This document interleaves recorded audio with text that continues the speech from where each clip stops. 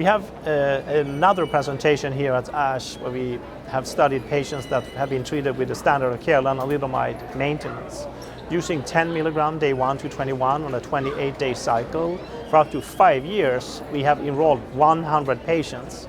And the purpose of this study was to study the biological underpinnings of sustained deep responses.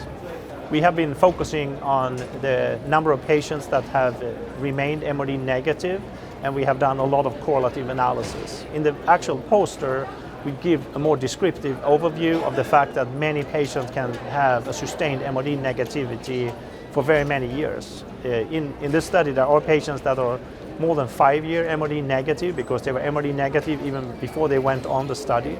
But there are also patients that are continuing being MRD negative as part of the follow-up between, for example, year 3 and 4, heading towards the 5th year.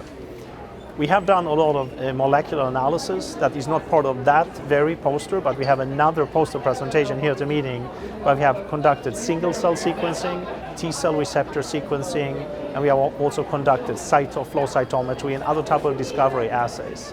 And what we show in this parallel poster focusing on patients that sustain MRD negativity on lenalidomide maintenance is that they seem to have a slightly different signature in the microenvironment compared to patients who are MRD negative but sadly lose their MRD negativity and become MRD positive and subsequently progress. So that gives us very new and important clues that maybe there are changes that can be tracked in the microenvironment that are important, that potentially could be targetable in the future with the goal to try to keep and sustain MRD negativity long term.